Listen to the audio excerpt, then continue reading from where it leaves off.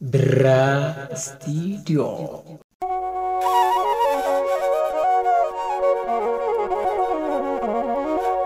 Ituvi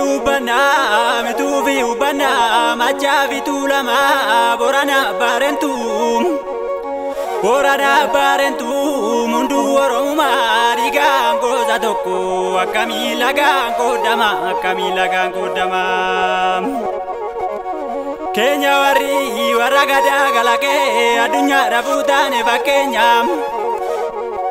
Iga gota dangalae lave gota chachabe duga gota damne akamingale manatenya Agaga yundina kapso sabagota te arakilo galan oromumba ganefate oromumba salvate Oja duzena jaba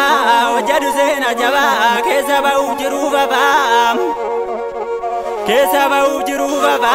galmanga ukayo zabang tokuma jabeza tokuma tubala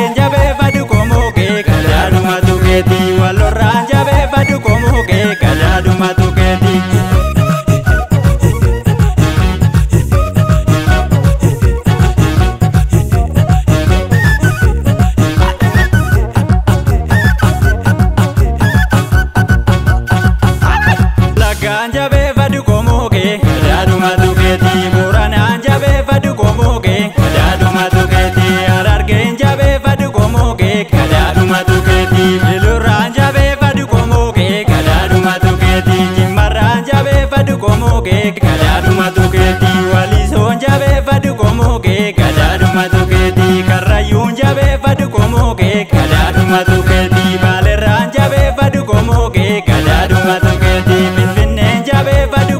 kee